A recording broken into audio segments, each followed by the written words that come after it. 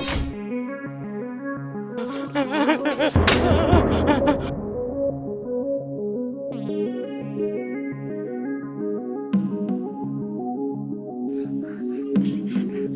আমার মারে ফেলার বাচ্চায় আমি পালাই।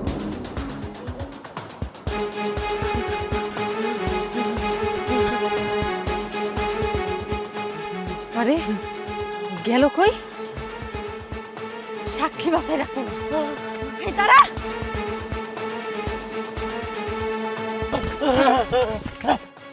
এই তুই কি দেখছস? আমি কিছু দেখি নাই, আমি কিছু দেখি নাই। সত্যি তো কিছুই দেখোস নাই?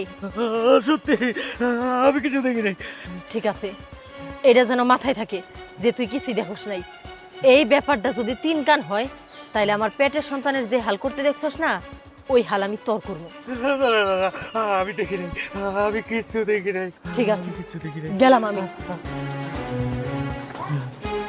দাদা ওই শিশু বাচ্চাটারে এইভাবে মাইরে ফেলাইব না, আমি তা হইতে দেবো না। সেভাবেই হোক ওই বাচ্চাটা আমার বাসায় তৈব। যাই। হৃদয়, আপনি কিন্তু ডিউটি ফাঁকি দেন, ঠিক মতো কিন্তু কাজ করতে হবে। স্যার স্যার আমি থানায় যাইতে চাইছিলাম স্যার, তার মধ্যে আপনাদের সাথে দেখা হয়ে গেছে স্যার। আরে চাষ, আপনি ভয় পাচ্ছেন কেন?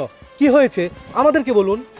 স্যার ওই জায়গা একটা বিধবা মহিলা তার সন্তানকে বালিশ চাপা দিয়া মাইরে ফেলাইতেছে স্যার। আরে আপনি কি বলছেন? একটা মা তার সন্তানকে কিভাবে মারে? আচ্ছা, উনি কি সৎ মা নাকি আপন মা?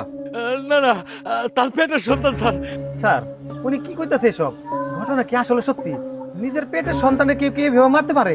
ও স্যার ঘটনা কতদূর সত্য আমরা না গেলে বুঝতে পারবো না স্যার। স্যার বিশ্বাস করেন আমি নিজের চোখে দেখছি স্যার, আমি মিথ্যা কথা কইতেছি না স্যার। আচ্ছা ঠিক আছে, কোন বাড়িতে ঘটনাটা হয়েছে ওই ঠিকানাটা আমাদেরকে দিন। আচ্ছা আমি ঠিকানা দিতেছি। আপনি এই সুজা চাইয়া আপনি বাই যাবেন, বাই যে এসে ডাইন মুড়া যে এই বাড়িটা ওই